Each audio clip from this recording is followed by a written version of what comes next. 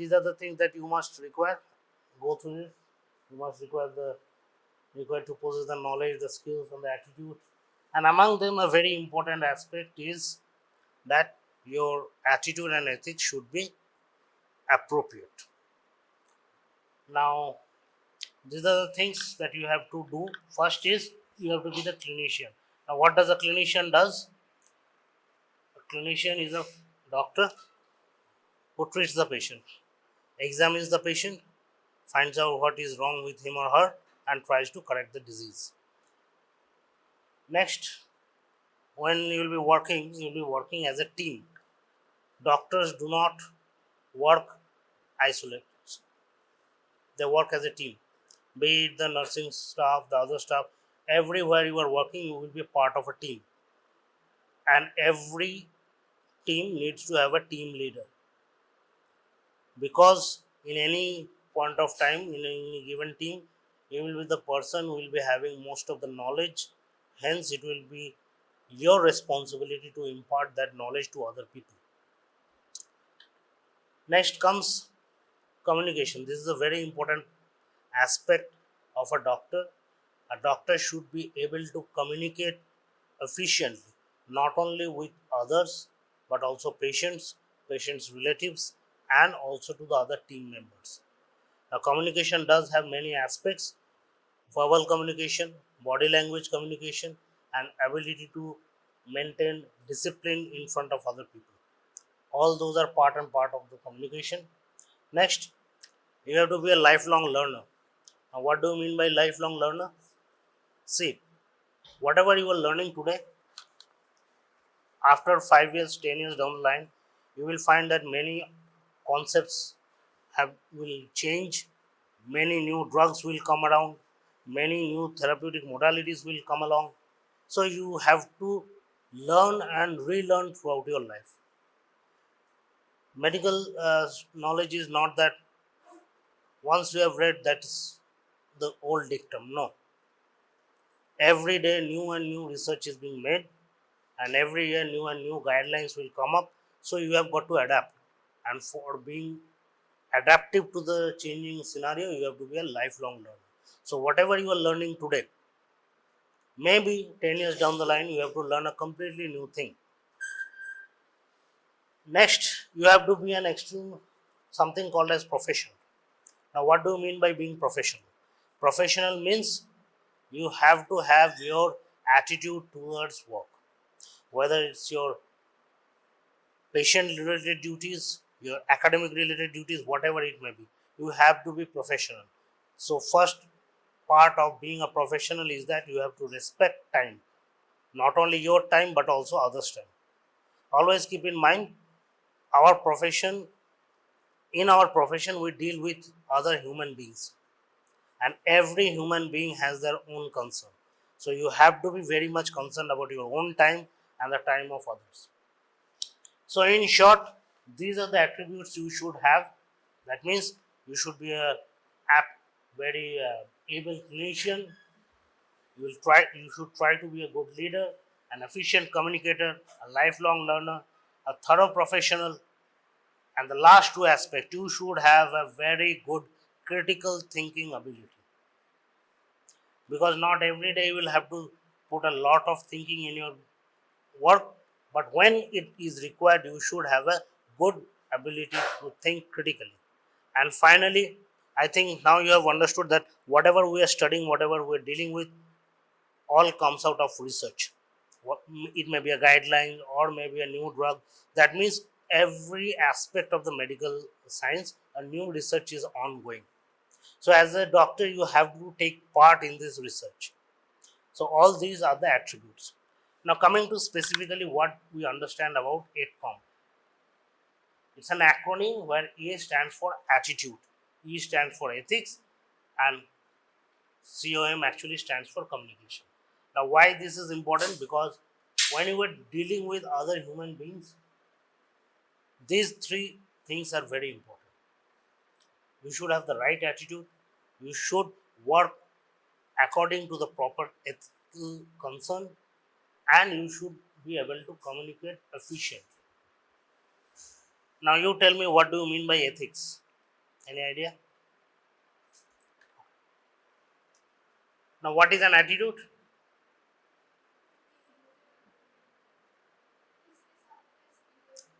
This is the real meaning. হোস্টেলে কেউ বললো ওর বিরাট অ্যাটিটিউড, ওইসব ডেফিনেশন দিলে হবে না। Attitude means it is a settled way of thinking or feeling about something. Now what is a settled way? What should be your attitude? Suppose you have gone to the outpatient department and a patient comes to you with a complaint. What should be your attitude? কি হওয়া উচিত?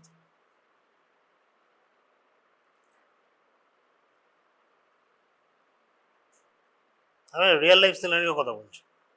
তুমি হসপিটালে গেছো, patient এসে তার নিজের complain বলছে, সিম্পল এসে বলছে স্যার পেটে ব্যথা করছে, কি করবে? তোমার অ্যাটিটিউডটা কি হবে?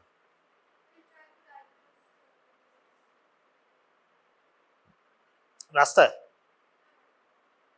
তুমি হসপিটালে যাচ্ছ, রাস্তায় তোমাকে ধরে বললো স্যার পেটে ব্যথা করছে,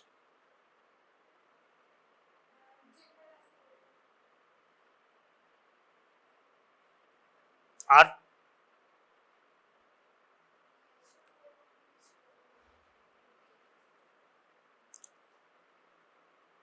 the first thing that you must understand, you have to know what that person wants from you. ঠিক আছে? It could be a medical emergency. You should have the proper knowledge to rule out the most urgent emergent situations. Other than that, what the patient is main concern is about to find a solution of his or her problem. So you should be able to guide that person to you. Okay. Next comes ethics. Ethics are, what do you mean by ethics?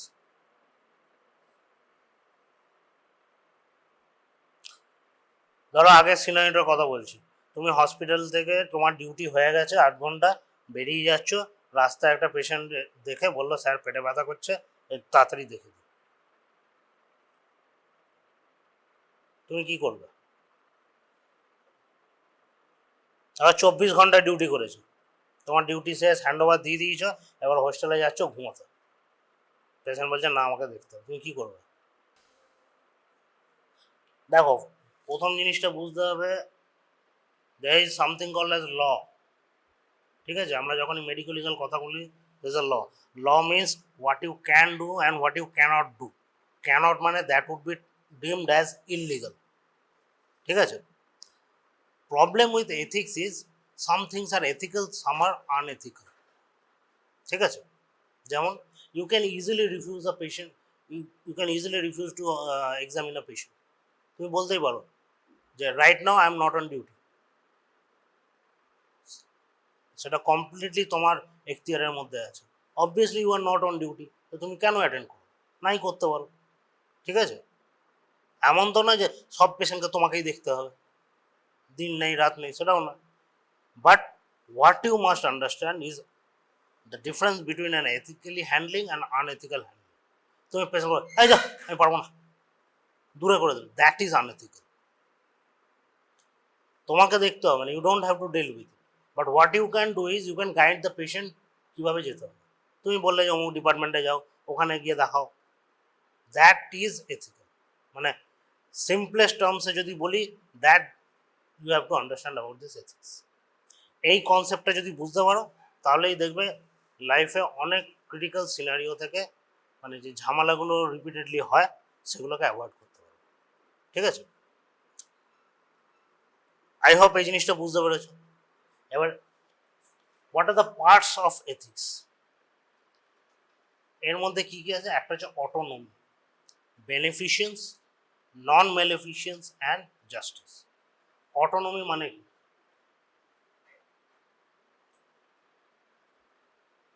Autonomy মানে, auto মানে কি? Self. Nomi মানে কি? নোমস মানে আমার। তাহলে একটা patient এসে যদি বলে ধরো পেটে ব্যথা, তুমি ডায়াগনোসিস করে বললে মোস্ট প্রবাবলি এটা অ্যাকিউট অ্যাপেন্ডিসাইটিস, সার্জারি করতে হবে। সে বললো আমি করাবো না, তুমি কী করবে?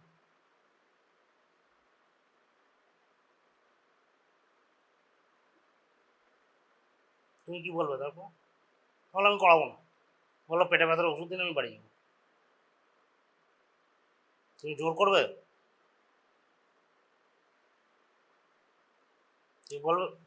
তুমি বলবে যে ঠিক আছে করাতে হবে না, যান বাড়ি যান?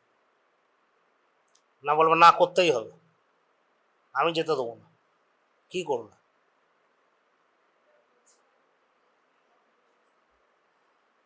That is the most important part. The patient does not know what is happening with him or her. You have the knowledge about the condition the patient is suffering from. It is your responsibility to inform the patient about the probable disease, the consequence of the disease, and also the consequence of the various treatment modalities. মানে যদি surgery করে তার consequence কী হতে পারে, যদি না করায় তার কী কনসিকুয়েন্স হতে পারে, সব কিছু তোমাকে বোঝানো দরকার। But at the end of everything, the final decision will rest upon the patient. That is called as autonomy. ঠিক আছে? তাহলে পেশেন্টের চিকিৎসা ফাইনাল ডিসিশন কিন্তু সে নেবে। তোমাদের কাজ হচ্ছে তাকে শুধু বোঝানো, তার কি হয়েছে, কি কি টেস্ট করতে হতে পারে, সেই টেস্টের কি পরিণতি হতে পারে, কোনো যদি সার্জারি করতে তার আউটকাম কি হতে পারে, ভালো মন্দ অল পসিবল অপশনস তোমাকে দিতে হবে। তারপরে সে নিজে যে ডিসিশনটা নেবে, you have to respect that decision. ঠিক আছে? হতেই পারে একটা পেশেন্ট ম্যালিগনেন্সি নিয়ে আসছে, লেট স্টেজে, রিফিউজ করছে treatment, you have to respect the decision. ঠিক আছে? এইটা যদি হয় তাহলে এটাও তোমাকে মাথায় রাখতে হবে কারা কারা এই অটোনমি রাখতে পারে। They should be adults and they should be mentally, কি বলে ওটাকে,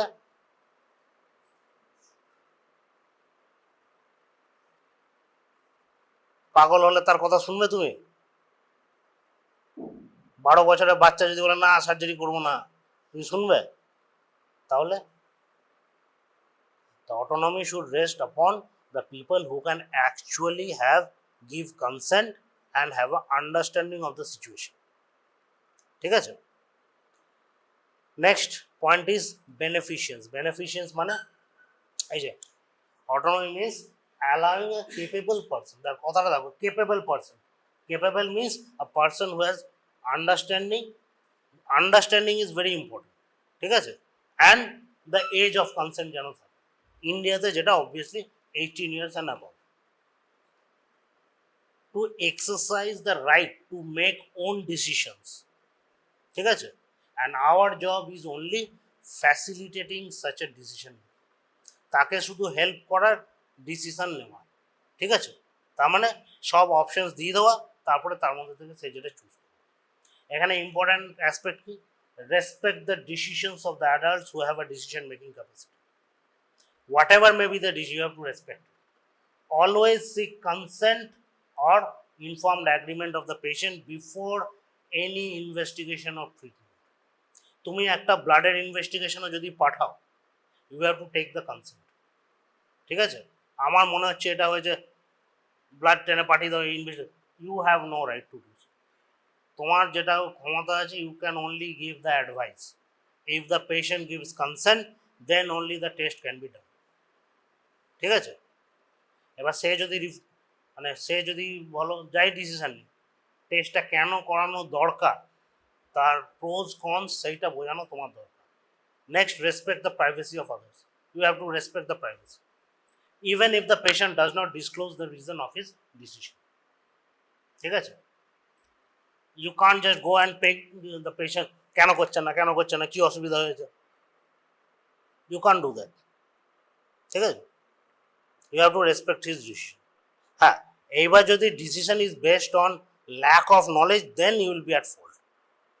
so you have to make the patient understand everything about the disease or investigation, and then you have to confirm whether the person has a full understanding or not.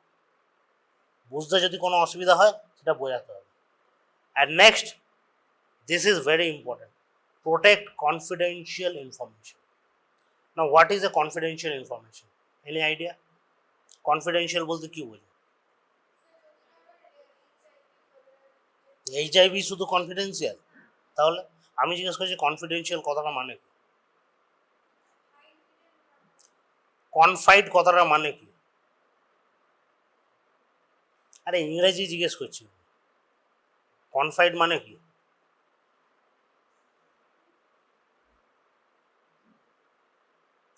কেউ যদি অন্য আরেকজনকে ভরসা করে কোনো কথা বলে সেটাকে বলা হয় কনফাইড করা। তার মানে পেশেন্ট যদি কোনো ইনফরমেশন তোমাকে দেয় যেটা তার জন্য একটা প্রিভি মানে private, that is a confidential information. It is your responsibility to keep it confidential until unless judiciary compels you to show the information. মানে ধরো কোনো সিচুয়েশন হলো, ল অ্যান্ড অর্ডার থেকে তোমাকে ইনফর্ম করা হলো সেই রিপোর্টগুলো বার করতে, একমাত্র সেই সিনারিওতেই বেরোবে, এটা ছাড়া আর কাউকে বার করবে না, not even to the spouse. বোঝা গেছে? একটা ওয়াইফ যদি তোমার কাছে কোনো ইনফরমেশন কনফাইড করে, you have to keep it confidential, you have no right to disclose it to the spouse, husband হোক ওয়াইফ হোক, তাকে ডিসক্লোজ করতে পারবে। ঠিক আছে? এইখানে কিছু কিছু ডিজিজ খুব important, like HIV, because there are some diseases which are associated with social stigma, সেই জন্য সেগুলো কনফিডেন্সিয়াল। ঠিক আছে? It can be HIV, it can be any kind of sexually transmitted infections, সেগুলো একটা সোশ্যাল স্টিগমা থাকে, so those are highly confidential. Next comes beneficence. Beneficence means beneficial, car benefit? Patient. তাহলে the patient's right to improvement and restoration of their health belongs to the patient and the doctor. মানে তুমি যা step নেবে, it should lead to improvement or restoration of the health. কথাটা ভালো করে বুঝবে, it should lead to improvement or restoration of health. ঠিক আছে? যেমন একটা এক্সাম্পল দিচ্ছি, ধরো একটা পেশেন্টের ফুটে গ্যাস গ্যাংগ্রিন হয়েছে, র্যাপিডলি স্প্রেড করছে, হাই প্রবাবিলিটি যে ওটা স্প্রেড করে গোটা বডিতে সেপসিস হয়ে যাবে। Many a times we need to amputate the limb. একটা পেশেন্টের যদি কোনো অ্যাম্পুটেশন হয়, you are making him a disabled throughout life. So this is not an improvement, but this is a restoration of health. ওটা না করলে কিন্তু পেশেন্টের আরও সিভিয়ার ড্যামেজ। ঠিক আছে? Same thing goes with terminally ill malignancies, সেখানে you can't improve, sometimes you can't restore the patient. মানে ধরো এমন স্টেজে চলে গেছে যে ট্রিটমেন্টে রেসপন্ড করবে, but you can give the patient some symptomatic treatment. ঠিক আছে? ধর প্রচুর ভমিটিং হচ্ছে, you can prescribe a proper anti vomiting agent, তাহলে সিমটোম্যাটোলজিক্যালি পেশেন্টের কোয়ালিটি অফ লাইফটা ইম্প্রুভমেন্ট। ঠিক আছে? তো improvement and restoration or restoration of health, this is very important. Now beneficence কি হচ্ছে? Protect and defend the rights of the others, prevent harm from occurring. Prevent harm মানে ভাবা একটা পেশেন্টের, ওই যে এক্সাম্পল দিলাম, গ্যাস গ্যাংগ্রিন হয়েছে, তুমি গিয়ে পেশেন্টকে বোঝাচ্ছো পাটাকে অ্যাম্পিউট করতে হবে, অবভিয়াসলি সে সেটা অ্যাকসেপ্ট করবে না, তাই তো? So you have to make him understand the disease process, further harm যাতে না হয় সেটা বোঝাতে হবে। Remove the conditions which may cause harm, help the persons with disability. পাটাকে অ্যাম্পিউট করে ছেড়ে দিলাম, সে তো পঙ্গু হয়ে গেল, তাহলে তার একটা রিহ্যাবিলিটেশন করতে হয়। You have to guide the patient to rehabilitation also. So all these comes part of the beneficence. Next comes non-maleficence. Maleficence মানে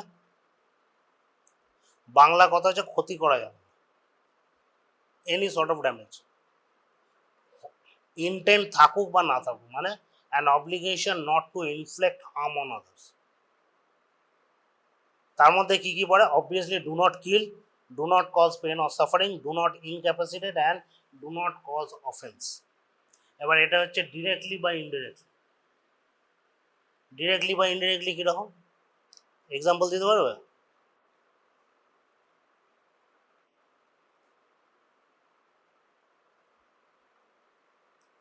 অবভিয়াসলি কারো ইন্টেনশন থাকে না মানুষ মারা, তাই তো? তাহলে মারা যায় কীভাবে? নেগলিজেন্সের জন্য, অথবা পেন অনেক সময় হয়, যাক ওই সিচুয়েশনগুলো আমি বলছি না।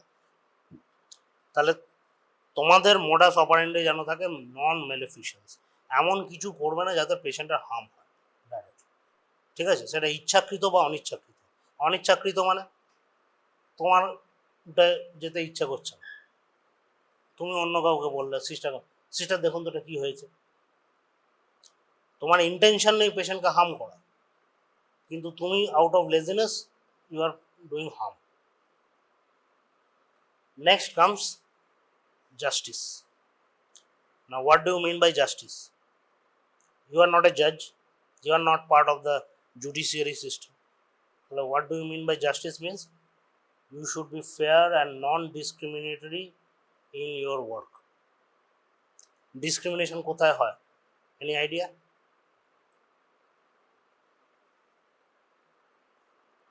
রিয়েল লাইফে দেখবে আমাদের সোশ্যাল প্রেজুডিসের জন্য people tend to discriminate between human beings. Many areas. Common example দিচ্ছি, তোমার ক্লিনিকে যদি একজন সেক্স ওয়ার্কার আছে, obviously they are discriminated all throughout the society. But in the clinic, she is a patient, you are a doctor. ঠিক আছে? You should have no importance in their gender, caste, sex, occupation, whatever it may be. That is not your concern. আমরা যেটা history টেকিংয়ে জিজ্ঞেস করি, occupation, various habits, কেন জিজ্ঞেস করি? Because some occupation predispose to some disease, that is for my diagnosis, but I can have no prejudice, ঠিক আছে? Similarly region based, gender based, ঠিক আছে? হতেই পারে একটা unmarried teenaged female comes to your clinic, urinary pregnancy test positive. এই scenery হলে society থেকে প্রচুর প্রেজুডিস স্টিগমা পায়, that's the reality. But as a treating doctor you can't have any kind of prejudice. তোমার কাছে সেটা থাকবে, that's a patient, he or she has a complication, he or she has a problem, and you must help him or her as much as you can. As much as you can মানে আমি কি বলতে চাইছি, maybe you are not a surgeon, the patient may need a surgery, তাহলে তোমার কাজ হবে you have to refer the patient properly to the surgeon, ঠিক আছে? সেখানে তোমাদের মানে আমাদের কোনো বায়াসনেস থাকা উচিত ইন এনি অ্যাসপেক্ট হোয়াটসএভার। আচ্ছা,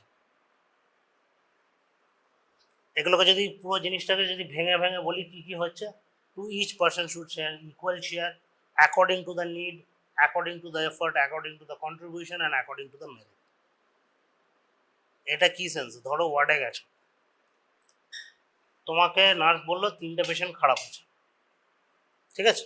সাপোজ একটা পেশেন্টের অ্যাকিউট করোনারি সিনড্রোম হয়েছে, একটা পেশেন্টের পেন অ্যাবডোমেন হয়েছে, আর একটা পেশেন্ট বলছে যে অ্যাংজাইটি অ্যাটাক হচ্ছে। তুমি কাকে আগে অ্যাটেন্ড করবে? কাকে আগে অ্যাটেন্ড করবে? যারা একটা অ্যাকিউট করোনারি সিনড্রোম হয়েছে তাকে আগে অ্যাটেন্ড করবে। কেন? That's a grave scenery. Every minute delayed পেশেন্টের মারা যাওয়ার চান্স বেড়ে যাবে। সেখানে পেশেন্টটা মেল না ফিমেল, প্রত্যেকে এসছে না এসছে, does not matter to you. আমাদের কাছে কি ম্যাটার করবে? কিসের পেশেন্ট। সিমিলারলি এমার্জেন্সিতে যদি আসে, আমরা ট্রায়াজ করে থাকি, নিশ্চয়ই তোমরা পড়েছো ট্রায়াজ সিস্টেম। ট্রায়াজ মানে কোন পেশেন্টকে আগে অ্যাটেন্ড করবো সেটাকে আমরা দেখতে হবে, ঠিক আছে? ধরো একটা রোড ট্রাফিক অ্যাক্সিডেন্ট হয়েছে, একটা গাড়িতে 4 জন ছিল, গাড়িটা অ্যাক্সিডেন্ট হয়েছে, একজন হেড ইঞ্জুরি নিয়ে এসছে, কোমাটোজ, কোনো নন রেসপন্সিভ, ঠিক আছে? একজন ভাবো থাইতে ফিমার ফ্র্যাকচার হয়েছে, ব্লিড করছে, আর একজন হচ্ছে গোটা গা ছড়ে গেছে কিন্তু বসে আছে। তুমি আগে আগে অ্যাটেন্ড করবে? না, তখন যেটা আমরা ট্রায়াল সিস্টেমে করে থাকি সেটা হচ্ছে সেই পেশেন্টকে আগে অ্যাটেন্ড করব যাকে অল্প ইন্টারভেনশন করে আমি স্টেবল করতে পারবো। যেমন ধরো ফ্র্যাকচার, আমার তো ইমিডিয়েট সার্জারি করার দরকার নেই, আমি যদি স্প্লিন্ট করে দিই আমি পেশেন্টটাকে স্টেবিলাইজ করতে পারবো, ঠিক আছে। বা ধরো কারো ওপেন মুন্ড আছে যেটা ব্লিড করছে, ইমিডিয়েটলি যদি আমি রিপেয়ার করে দিই পেশেন্টটাকে আমি স্টেবিলাইজ করতে পারবো, তাকে আগে অ্যাটেন্ড করবো। নেক্সট অ্যাটেন্ড করবো যারা খুব সিভিয়ারলি ইনজিওর্ড, লিস্ট প্রেফারেন্স পাবে একদম মরিবান্ড, কোনো রেসপন্স নেই, মোস্ট প্রবলি অলমোস্ট ডেড, সেই পেশেন্টগুলো। আর যারা অ্যাপারেন্টলি টোটালি ফিট, ওই যেটা বললাম পড়ে গিয়ে শুধু ছড়ে গেছে, ছড়ে গিয়ে তো আর ব্লিড করে মরবে না, তাহলে তাকে আমি অ্যাটেন্ড করবো সবার লাস্ট, ঠিক আছে। এইখানে দাঁড়িয়ে সেই পেশেন্ট এসে বলতেই পারে হ্যাঁ আমার গোটা গা ছড়ে গেছে, আমাকে অ্যাটেন্ড করা হচ্ছে না কেন। কিন্তু আমাদের কাজ হবে যার প্রয়োজন বেশি তাকে আগে অ্যাটেন্ড করা, বোঝা গেছে।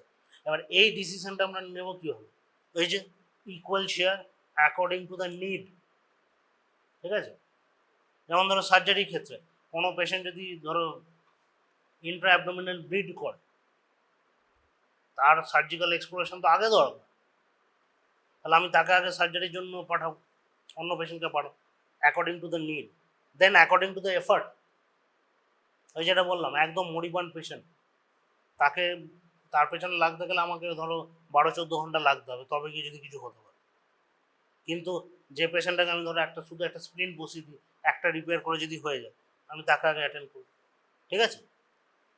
তাহলে কোন পেশেন্টকে কি প্রেফারেন্সে আমি অ্যাটেন্ড করব, that will depend on me and myself, based on this parameter. এরকম না যে এটাকে আমি ঠিক করতে পারবো তাই এটাকে আমি আগে অ্যাটেন্ড করব, ঠিক আছে, ওই রকমভাবে না, according to need, effort, contribution and merit, ঠিক আছে। মেরিট মানে মেরিট অফ দ্য কেস, যেটা বললাম যদি ধরো লিম্বে গ্যাস গ্যাংগ্রিন নিয়ে আসে, সেই পেশেন্টের সার্জারি তো সে ডিজার্ভ করে, দ্যাট ইজ দ্য মেরিট, ঠিক আছে। ধরো একটা পেশেন্টের ধরো আমি এগুলো বলছি কেননা এমার্জেন্সি বা ক্যাজুয়ালিটিতে এই জিনিসগুলো বেশি প্রয়োজন হয়। ধরো একটা পেশেন্ট এসছে অ্যাকিউট অ্যাপেন্ডিসাইটিস, সেই কেসটা তুমি ডেফার করতে পারো 1 থেকে 2 ঘন্টার জন্য, কিন্তু একটা ধরো গ্যাস গ্যাংগ্রিনে অ্যাম্পুটেশন করতে হবে, তুমি বেশি ডেফার করতে পারবে না, ওটা ইমিডিয়েট মানে রাইট নাও, ঠিক আছে। তখন তুমি পেন অ্যাবডোমেনটাকে, তোমার ওটি তো একটাই, তখন তুমি পেন অ্যাবডোমেনটাকে ডিলে করতে হবে। এটা যেহেতু করা হলো কি বেসিসে, it's the merit of the case, ঠিক আছে। ওকে, so these are the 3 things that you have to keep in mind regarding the patient. কি কি বললাম, কনফিডেন্সিয়ালিটি, পেশেন্টসের সব ইনফরমেশন পেশেন্ট তোমাকে কনফাইড করছে, এটা হচ্ছে doctor patient relationship, you can never break this, ঠিক আছে। অনেক মেডিকেলসদের একটা হ্যাবিট থাকে নিজেদের মধ্যে ডিসকাস করে ভেরিয়াস পেশেন্ট রিলেটেড, ডিসকাশন করা ভালো, কিন্তু কোথায় ডিসকাশন করবে, চায়ের দোকানে হাতে চায়ের কাপ নিয়ে ডিসকাশন করাটা মোটেই ঠিক না। পাবলিক ট্রান্সপোর্টে যাচ্ছে, জানিস আমি একটা কেস দেখেছিলাম পেশেন্টার এই ছিল ওই ছিল, this things you should not discuss in public. যে নলেজ, যে আন্ডারস্ট্যান্ডিং, যে এমপ্যাথি যেটা তোমাদের মধ্যে ডেভেলপ করবে সেটা জেনারেল পাবলিকের মধ্যে কোনোদিন হবে না। So never do this sort of things, ঠিক আছে। নিজে হোস্টেলে বসে বন্ধুর বাড়িতে গিয়ে প্রিভিলেজ জায়গায় গিয়ে ডিসকাস করছো, দ্যাট ইজ ফাইন।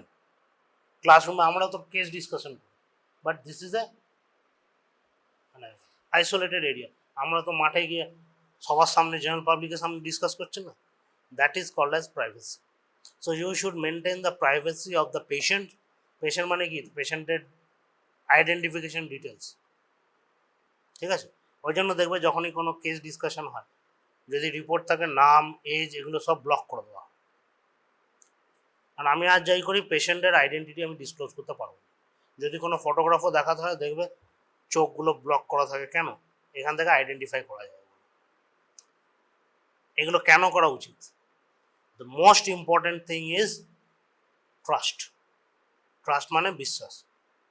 পেশেন্ট এসছে তোমাকে ট্রাস্ট করে, you can never break the trust of the patient.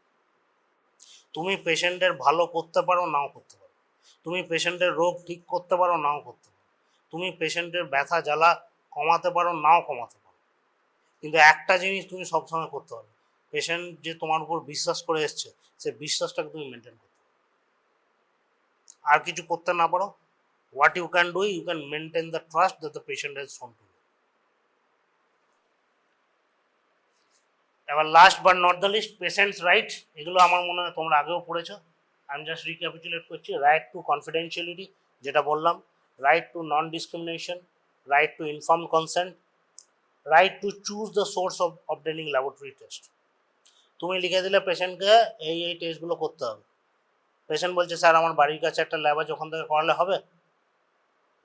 তুমি বললে না, অমুক জায়গা থেকে করাতে হবে, এটা তোমার বলার কোনো অধিকার নেই, until unless that's a spurious lab, যেটা ইন্ডিয়াতে প্রচুর, ঠিক আছে? অ্যাজ লং এজ ইটস মানে designated accredited lab, it's fine, you have to accept, ঠিক আছে? Next, right to protection of participants involve in biomedical research. এটা একটু বলে দিই কী হয়। এই যে আমি বললাম সবসময় রিসার্চ হচ্ছে, মেডিকেল ফিল্ডের রিসার্চ কিন্তু পেশেন্ট রিলেটেড, তাহলে বহু ডিজিজের পেশেন্ট যখন আসে আমরা তাদেরকে একটা কোনো স্টাডি প্রোগ্রামে ইনক্লুড করি, ঠিক আছে? But keep in mind human beings are not Guinea pigs.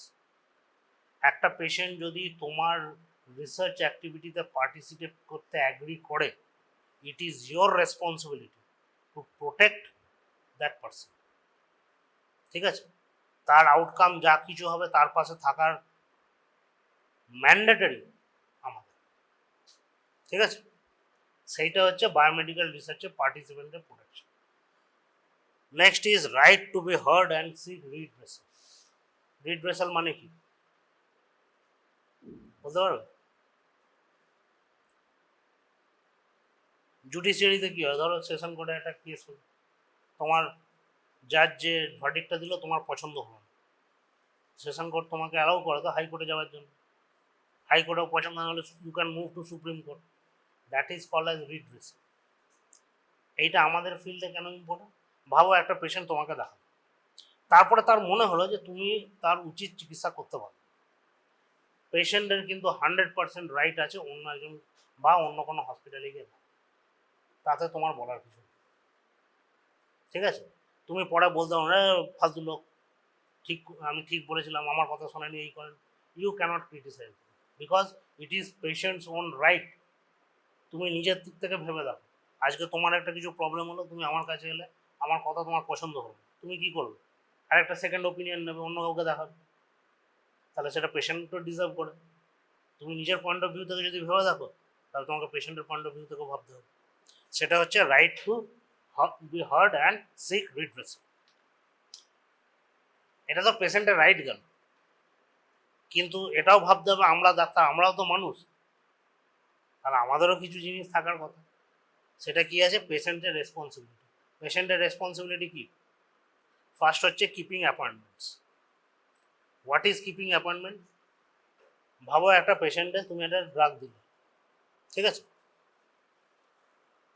তুমি বলেও দিলে কোন ওষুধটা কবে কীভাবে খেতে হবে, কতদিন ধরে খেতে হবে, তারপরে কি বলবে? অমুক দিন পরে এসে আবার দেখাবে।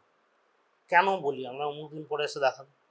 আমাকে তো দেখতে হবে যে ট্রিটমেন্টের পরে পেশেন্ট রেসপন্ড করলো কি না। পেশেন্ট তো সিমটমস বলে, সায়েন্স তো আমাকে দেখতে হবে, তাহলে পেশেন্টকে অ্যাপয়েন্টমেন্টে আসতে হবে, সে এলোই না। অনেক সময় হয় নিজেরাও যখন প্র্যাকটিস করবে বুঝবে, দেখলো সাইন সিমটম ভালো হয়ে গেল, দূর আবারকে ভিজিট দেবে, যাবোই না।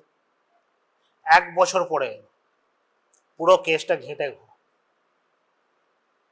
তখন কিন্তু পেশেন্ট যদি এসে বলে যে আমার সঠিক চিকিৎসা হয়নি, সেই কথাটা কিন্তু শোনা হবে, because he or she is not keeping the appointment, মানে ডাক্তারের কথা শুনছেন।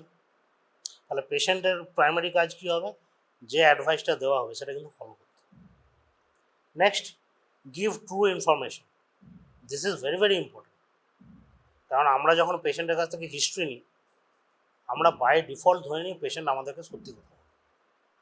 সে যদি মিথ্যা কথা বলে আমাদের মিসলিড করে, তারপরে যদি তার কোনো ক্ষতি হয়, তার জন্য দায়ী পেশেন্ট নিজে, ঠিক আছে? কারণ অ্যাজ এ ডক্টর আমরা কোনো দিন পেশেন্টকে সাসপিশিয়াস নজরে দেখব না যে সবসময় মিথ্যা কথা বলছে, এটা আমরা পেশেন্টকে ট্রাস্ট করি, কেননা পুরো রিলেশনশিপটা হচ্ছে ট্রাস্টের উপর। তুমি পেশেন্ট তোমাকে ট্রাস্ট করছে, তুমি পেশেন্টকে ট্রাস্ট করছো। Respect autonomy of the hospital, এখানে ল্যাবরেটরি বলতে আমি মাইক্রোবায়োলজির ক্ষেত্রে লিখেছি। ইন জেনারেল হচ্ছে হসপিটাল স্টাফ, ঠিক আছে। অনেক পেশেন্ট এসে দেখবে হসপিটালে দেখালো, ডাক্তারকে দেখালো, ভালো কথা, বেরোবার সময় রিসেপশন বা ফার্মাসিদের সঙ্গে খুব বাজে ব্যবহার, সেটা করার কোনো অধিকার নেই। এন্ড অফ দ্য ডে তারাও মানুষ, ঠিক আছে। সুতরাং কোনো পেশেন্ট পার্টি যদি বাজে বিহেভ করে, থ্রেট মারে, অনেক সময় মারামারিও করে, every doctor has the right two refuse treatment. Every doctor has the right, তুমি রিফিউজ করে দেবে। সেম থিং হচ্ছে treat everybody, all staff and all other people including group D staff, যেটা তোমরা হসপিটালে গিয়ে দেখতে পাবে, দেখবে গ্রুপ ডি স্টাফদের সঙ্গে বহু পেশেন্ট পার্টি খুব বাজে behave. Last but no very important, preserve reports. তোমরা যখন হসপিটালে যাবে, পেশেন্ট ডিল করে দেবে, এই জায়গায় maximum people are extremely callous, ঠিক আছে। যেমন ধরো আমি একটা কথা বলছি, এই অ্যাকিউট কোরোনারি সিনড্রোম, আজকে একটা পেশেন্ট এসছে চেস্ট পেন, আমি একটা ইসিজি করালাম, ফাইন্ডিংয়ে কিছু নেই, কিন্তু মেবি পেশেন্টটা মেটাবলিক সিনড্রোমের মধ্যে আছে, আমি তার ট্রিটমেন্ট করছি, 1 বছর পরে চেস্ট পেন, তখন আমার বেস লাইন স্টাডি কি 1 বছর আগে ইসিজিটা, তখন আমি বললাম ইসিজি করার রিপোর্টটা আছে, হ্যাঁ করা তো হয়েছিল কিন্তু report. Similarly USG X ray করা হয়েছিল, রিপোর্ট নেই, তখন তোমাকে আবার শুরু থেকে স্টার্ট করতে হবে। তো পেশেন্টের কাজ কি হচ্ছে, যা যা বলা হচ্ছে সেটা ফলো করতে, সেটা যদি না করে তখন কিন্তু পেশেন্ট কমপ্লেন করতে পারবে না যে আমার রাইট আছে, এই আছে, অমুক আছে, তমুক আছে। তাহলে রাইটের সঙ্গে রেসপন্সিবিলিটি আছে।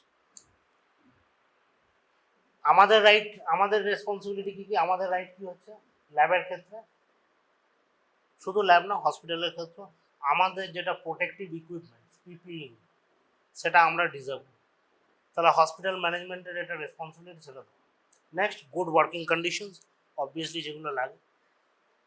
আমাদের রেসপন্সিবিলিটির মধ্যে কী হচ্ছে, এই যে ভেরিয়াস টেস্ট হচ্ছে, মাইক্রোবায়োলজি হোক, প্যাথোলজি হোক, রেডিওলজি, সেই টেস্টগুলো যেন অপটিমালি হয়, সাবস্ট্যান্ডার্ড টেস্টিং যেন না হয়, যে কথাটা আমি বললাম, নন অ্যাক্রিডিটেড ল্যাব থেকে রিপোর্ট করাচ্ছে, সাবস্ট্যান্ডার্ড টেস্টিং, ভুলভাল রিপোর্ট বার করে দিচ্ছে, সেগুলো যেন না হয়। নেক্সট, বাকি জিনিসগুলো পেশেন্টের জন্য। লাস্টেটা দেখো খুব important, do not falsify results, যেটা নন অ্যাক্রিডিটেড বা ভুলভাল ল্যাব থেকে যেগুলো হয়, ভুলভাল। So this was all about AETCOM. কিছু মাথায় ঢুকেছে? বটম লাইন একটাই, এথিক্সে ঠিক ভুল বলে কিছু হয়, ঠিক আছে। ওই জিনিসটা হচ্ছে বাই ল, তুমি যদি লিগালি কিছু ভুল করে থাকো, that's is called as illegal, ঠিক আছে। যেটা করা উচিত নয় কিন্তু করেছো, সেটা আনএথিক্যাল হতে পারে, ইললিগাল নাও হতে পারে, কিন্তু মানুষের উপর ট্রাস্ট বজায় রাখতে গেলে you have to work in a ethical, ঠিক আছে। Along with that, other identification materials like the biochemicals will be provided to you. সেই মতো দেখে you have to identify the organism. বোঝা গেছে? যেগুলো তোমাদের করানো হয়েছে সেই অর্গানিজমগুলোই দেওয়া হবে, তার বাইরে কিছু দেওয়া হবে না। অর্গানিজমগুলো জানো, staphylococcus aureus, pseudomonas, E coli, klebsiella and proteus species. কী করবে আমি জানি না, খাতা প্রপারলি লেখা চাই। খাতায় ফার্স্ট যেটা তোমাদের করতে হবে সেটা হচ্ছে, যে কালচার প্লেটটা দেওয়া হয়েছে তার ডিটেলসটা এইভাবে লিখতে হবে, ঠিক আছে। ফার্স্ট যেমন এক্সাম্পলটা দেখো, what is the media that is given. For example, in case of staphylococcus nutrient আকারে দেওয়া হয়েছে, so you have to write it as nutrient আকার। Next, you have to describe the colony characters. তোমাদের পড়ানোর সময় প্রত্যেকটা পয়েন্টসে বলে দেওয়া হয়েছিল কী কী পয়েন্টসে ডেসক্রাইব করতে হয়। Shape, size, margin, edge, pigment, আর যদি ব্লাড আকার থাকে তাহলে হিমোলাইসিস আছে কিনা সেটা মেনশন করতে হবে। This comes under colony characteristics, okay. So this is the second point. Next, you have to write the result of your gram stain. What is the result? 3 points. One of the gram stain findings. First is whether it is a gram positive or a gram negative organism. Next, whether it's a cocci and bacilli, and you have to describe the arrangement. For example, in case of staphylococci, we can write gram positive cocci in clusters. then we have to go for the biochemical or identification test. For example, in case of staphylococci, if we do perform catalase test, we can differentiate the streptococci, and if we perform coagulase test, we can identify aureus and differentiate from the coagulase negative staphylococci. Okay, so having done all this, and after doing catalase and coagulase, when both are positive, then only we can say the given organism was Staphylococcus aureus. বোঝা গেছে? ঠিক আছে? This thing has to be written in your answer sheet, and while answering to the examiner, you have to proceed in this manner. কিভাবে? Sir, I was given a culture plate. এখানে বলতে হবে what culture plate. I was given a nutrient agar or a McConkey agar or a blood agar, whatever the culture plate is given. I was given this culture plate, and on examination I have seen colonies, then describe the colonies according to the points, after which I have made a gram stain preparation of the from this colony, and I found gram positive cocci in clusters. Thereafter I performed but not performed but observed catalase and coagulase test. Catalase was positive, thereby differentiating it from streptococci. Coagulase was positive, thereby differentiating from coagulase negative staphylococci. After doing all, combining all the results, we can infer that the given organism was Staphylococcus aureus. ঠিক আছে? এইটা বলে থামবে, তারপরে examiner তোমাকে জিজ্ঞেস করবে এর respect, what can be the questions, how did you perform the gram stain? তখন then you have to start, I have taken a drop of normal saline, taken a loop of organism, then made a smear, air dry. That is how you have prepared a gram stain, not the findings.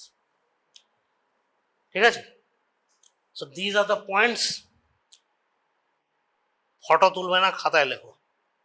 খুব বাজে অভ্যাস সবসময় photo তোলা।